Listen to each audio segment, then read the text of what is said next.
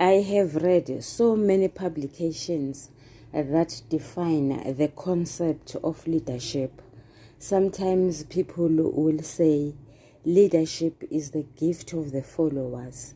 Others would say leaders are born and not made. But what is very interesting about this concept is that it is also an acronym that stands for learn, educate, appreciate, develop. To me, this means that even leaders have something to learn every day. So they should be prepared to learn certain things, especially from their subordinates, so that they can be able to educate others. While they are educating, they should appreciate the fact that we are different and also develop themselves while developing others. Sanibonani balingani mapungu na machichi igama lami nguSpooky N isiZulu. Namhlanje senza umbhalo obuciko obizwa ngokuthi Impi Yabomdabu Isethunjini obhalwe nguJC Buthelezi. Sizokwenza umbuzo omude inkomba uphawu lokuhlaziya olubizwa ngokuthi isakhiwo. Kodwa ngaphambi kokuthi senze njalo, ake senze okulandelayo. Let me welcome and appreciate everyone that is here at this moment in time.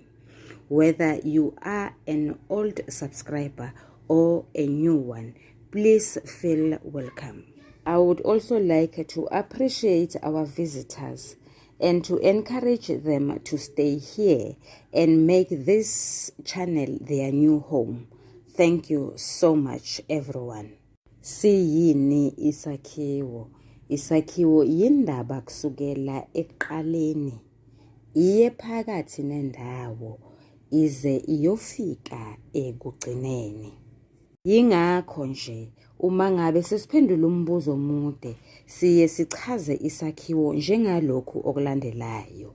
Siye sithi isakhiwo sithinta okuthathu. Sithinta isethulo, okuyindaba ekuqaleni. Sedlule siyothinta umzimba, okuyiphakathi nendawo nendaba. Sigcine ngesiphetho, okungamaphethelo noma okuyisekugcineni kwendaba. Isethulo sethula okuthathu, okungumlingiswa osemqoka nenkinga abhekene nayo. Isisusa sodweshu kanye nesizinda. Umzimba wethula okuthathu. Ukubhebhetheka kodweshu isixakaxaka kunganovuthondaba. Bese kuba isiphetho. Isiphetho sethu siwuphola vuthondaba. Ngizothi uma sengiqedile ukwenza njalo mlingane wami nawe mfundi, bese ngeqa umuqa ngibhale igama elithi umzimba. Kwazise phela manje sengiqedile ukungenisa i-eseyi yami emayelana nombuzo omude nophawu lokuhlaziya nenkomba ebizwa ngokuthiwa isakhiwo. Ake siboneke. Siqalaphi? Siqala ngesethulo. Sithena isethulo sethula umlingiswa osemqoka nenkinga abhekene nayo. Ngubani umlingiswa osemqoka walombhalo wobuciko? Ngubafana Mpapatisi John Ngubane. Ubhekene nenkinga yokufika kukaninalume wakhe uNdosi noma uCele obuya empaphala emakhaya, ovele watheleka nje engashongo, engasayenzile ne-appointment. Kanti obafana abantu abahlala bematasatasa, baye bathanda ukuthi noma ngabe uzobavakashela ubazise. Isisusa sodweshu yisifo ungomile. Izingane zikaLinono ongudadewabo kabafana ziyagula, nabahlengikazi sebethethe isikhathi eside bethethisa abantu abadala ukuba izingane lezi zidinga ukudla okunomsoco, kwazise ungomile yisifo sendlala. Esekuzwile lokho ucele usenikela kwabafana eyocelela izingane zikalinono, uhlanganisana uzithelile indawo yokukhosela, kwazisa ubafana usenawo amandla yena, usemncane, usengakwazi ukukhulisa izingane zikadadewabo. Lokho kuyabaxabanisa ocele nobafana, ababoni ngasolinye. Ubafana uthi yena unezingane ezimbili nje kuphela, lezi zikalinono, futhi wayengekho ngenkathi ulinono enukubezwa ngabafana. Isizinda sithinta okuthathu, sithinta indawo, isikhathi kanye nesimo senhlalo. Indawo isemzini kabafana. Umuzi kabafana uyisitezikazi esakhiwe emlazi. Isikhathi sanamuhla, isikhathi samanje, ngoba akuselona ihlazo ukuthi ingane yentombazana ithole izingane ezingaphezulu kweyodwa ingashadile. Kunamawashi, ubafana ubheka iwashi lakhe esihlakaleni. Kunamakhadi anemininingwane yomuntu, kwenziwa ama-appointment. Izinja zasemadolobheni zihlala endlini futhi ziyakhucululwa. Kunomshini kwabafana owokukhuculula ukhaphethi, kuphinde kube nomshini owokuhlanza izingubo. Umuzi kabafana uyisitezikazi, unamafastela e-aluminium akhazimulayo. Sifazane abangumakhelwane baqethuka otshanini bembethe ezokulala, izinzipho zibomvu tebu, bomisa amakhanda abo emshinini wokomisa izinwele, befunda amaphephandaba. Kunezimoto zikadoti. Okungabafanyana kudlala emgwaqweni ngamabhayisikili abo, o-BMX. Bagqoke imifaniswano namagilavu akhona. Kunezitolo kuyathengwa, kuthengwa izinkwa. Isimo senhlalo asisihle. Ubafana akayizwisisi kahle indaba yezingane zikalinono okufanele azithathe ukuze zikwazi phela ukuba nempilo. Impilo yazo okwamanje iyantengantenga. Umbhali usebenzise isu lokujeqeza emuva.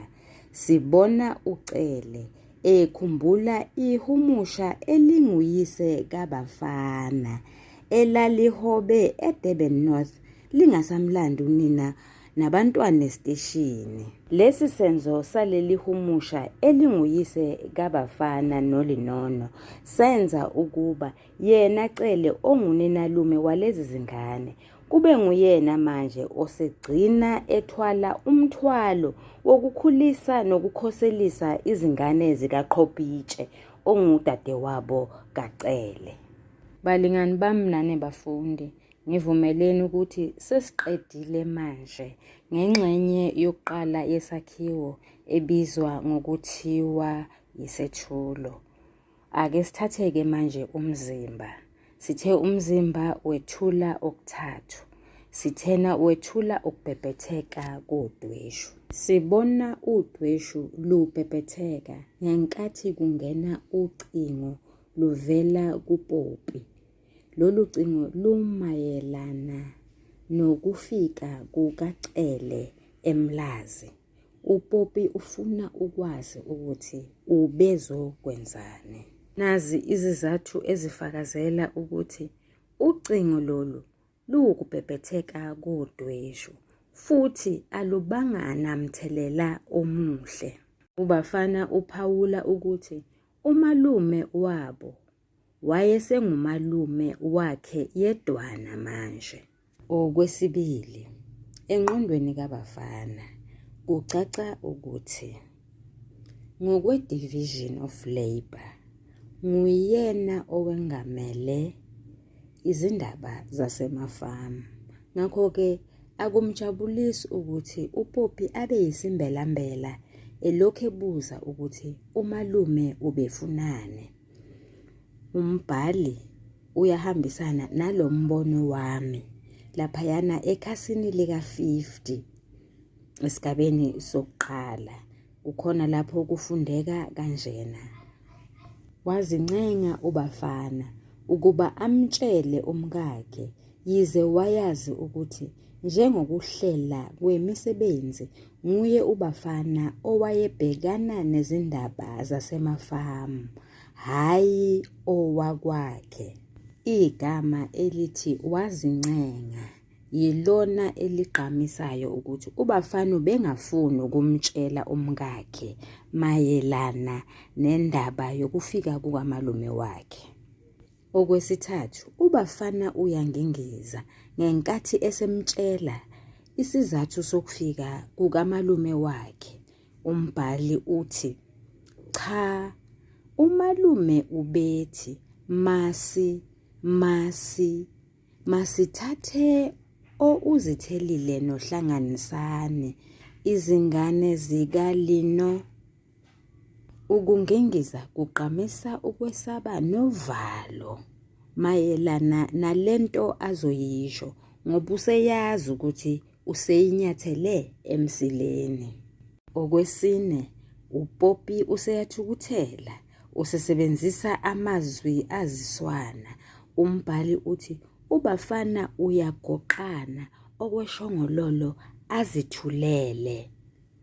Nansi indlela uPoppy akhuluma ngayo uma esethukuthele. Phela mina ngiyena wakwangubane futhi angiyena wasempaphala. Ngingowakwamthimkhulu eLux eLamontville. Konje thina bomakoti baseThekwini asithandeki kulamakhaya acabanga ukuthi ukuba ngumakoti kusho ukuba ngummata wokusulela izinyawo. Lamagama atholakala ekhasini lama-52 esigabeni sesibili. Okwesihlanu, ukhwela uyazehlela uPoppy. Ude ethi ngiyethemba uyezwa Bafana. Aphendula uBafana, ngiyezwa Poppy.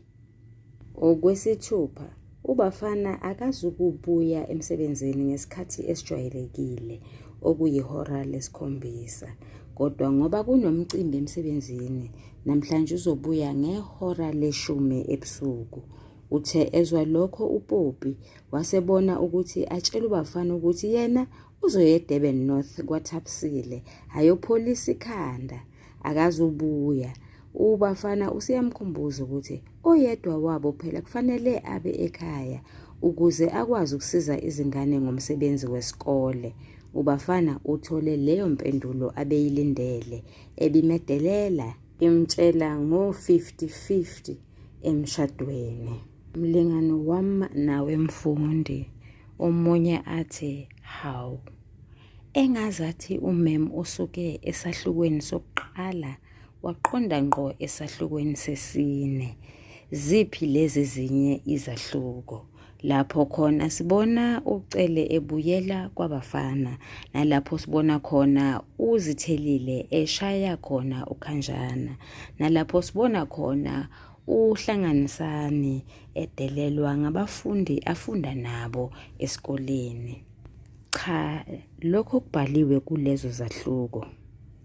Okokuqala kuyizakhiwana. Okwesibili, akunayo into ethinta ngqo uBafana. Ake sibekise, ukushaywa kukaKhanjana kumthinta kanjani nje uBafana? Akumthinta indawo. It doesn't affect him at all. Ngakho-ke lokho sikubeka eceleni. Sizothi uma sesixoxa ngokulandelana kwezigameko sithi ukukuthinta-thinta nje kancane kancane. Ngiyabonga, asiqhubeke-nike. Ingxenye elandela lana isixakaxaka. Hawu, kanti uPopi uyadlubulundela nje, kanti unabangani abamkhohlisayo, abamtshela ukuthi kufanele aphile yiphi impilo emzini wakhe nomyeni wakhe, abamthathela izinqumo, bamtshela ukuthi izingane zikaLinono zilungile zihlala khona le emakhaya eMpaphala.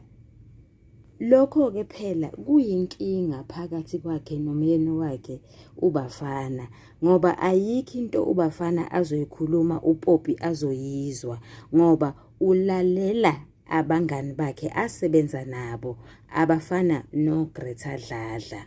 Ukufika kukaBen Martin emsebenzini kaBafana kuveza uBafana engumlingiswa oyilulwane, onguthathekile, okhohlwa imvelaphi yakhe, usenaka ikakhulukazi lokhu okufike nabelungu esingathi phecelezi ngesingisi kuyi-civilization.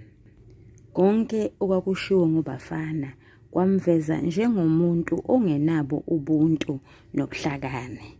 Okokuqala nje uthi igama lakhe elithi Mbhabhadisi yigama lokuqaba. Okwesibili ubiza izikole zasemalokishini ngezikodlwana ezinothisha abangafundile, nemfundo engabhadlile, namathoyilethi angcolile. Uthi izingane zakhona zazi udlame nembhikisho engacacile.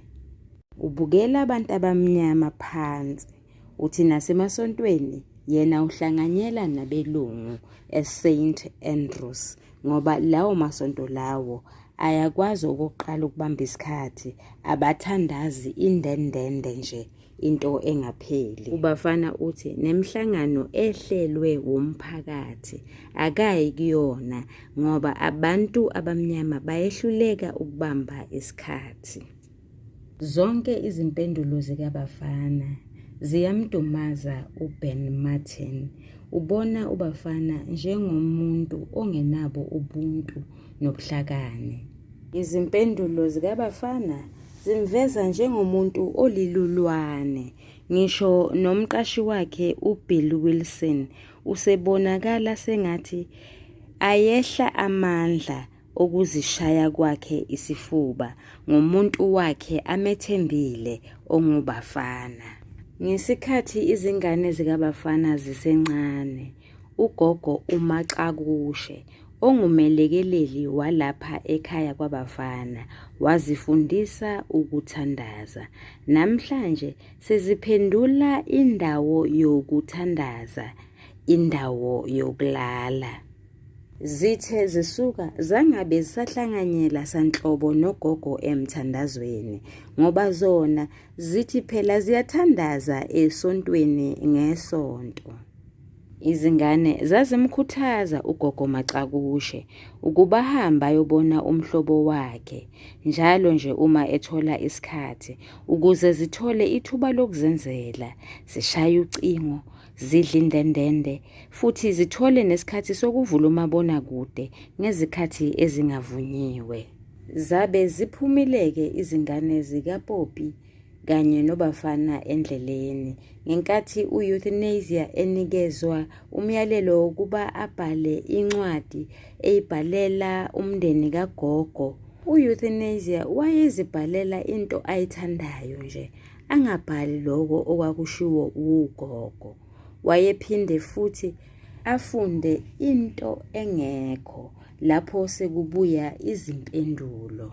uMelody naye unenkinga yokuthi uqonyiswa ngumfana womlungu, akazi ukuthi le ndaba uzoyethula kanjani kuyise. Lokhu kuphuma kwezingane zikaBafana kanye noPopi endleleni kufakazela amazwi ayeshiwo nguCele phambilini ayethi, phela injalo iphuma edunjini, njengoba oBafana bephila lempilo yobulwane, bengenabo ubuntu nokukholwa, bafuye amabululu endlini. Lezi zingane zabo zobachoboza sezikhulile zifane nengane kaNdabeni esizwa ukuthi igadulisa unina ngomese isho kumgwaza ngoba ithi ifuna imali kayise yomshwalense. Ithi yiyo indlalifa kwaNdabeni nalezi zingane zobafana zizokhula zibe njengabo, zingakholwa, zingahloniphi futhi zingalesabi ihlazo. Lokhu enqeda ukukufunda manje kutholakala ekhasini lama-44 esigabeni sokugcina. Kucacela noma ubani ukuthi lapha umbhali usebenzise isu lokubikezela. Liyini isu lokubikezela? Isu lokubikezela ukusetshenziswa kwesigameko esandulela okuzokwenzeka. Lezi zingane ziphuma endleleni nje ngoba abazali bazo bengabantu abahlala bematasatasa, benganaso isinqe. Ubafana uyabona ukuthi engathi kukhona okonakalayo emndenini wakhe, nguye loyana enikela kudokotela uthathe zakhe mdlalose. Ngesingaye ubethi uyoceba uPopi ngoba ecabanga ukuthi nguyena odala ukuthi kube nezinkinga emshadweni wabo, kanti akabuzange elangeni. Udokotela uzomkhumbuza ngendlela ayeziphatha ngayo besakhula, esalalele imiyalo kadokotela. Sekungena ucingo lumtshela ukuthi indodana yakhe u-euthanasia inyamalele esikoleni. Inyamalala nje ithathe imoto kaMiss Hawkins ngaphandle kwemvume. Uma eqonda ekhaya uBafana uthola indaba ethi ugogo uMaxakushe ubecela u-euthanasia ukuba ambhalele izincwadi eziqonde ekhaya emzimkhulu. Kulezo ncwadi lezo ugogo ubesefaka imali. U-euthanasia lona ubeyithatha enye ingxenye yemali ugogo ayithumele abantwana, abese ebhala izinto azithandayo njengoba eshilo phambilini. Ugogo wathumela imali yenkomo engafikanga ekhaya. Ugogo uthumela imali yokudla efika ingaphelele. UBafana usebhekene nenkinga ethi u-euthanasia akantshontshi kuphela kodwa unamanga futhi, ngenxa yokuthi lezi zinto abezibhala encwadini zikagogo azikho, kwancwadi ekhuluma ngenkomo ayikho. Balingani bami nanebafundi, ngizokuma lapha okwanamhlanje. Siyazi sonke ilapho sigcine khona ukufunda. Ngakho-ke siyoqhubeka ngalo mbuzo uma sesiqedile ukufunda incwadi yonke. Ngiyabonga, nisale kahle, niyathandwa.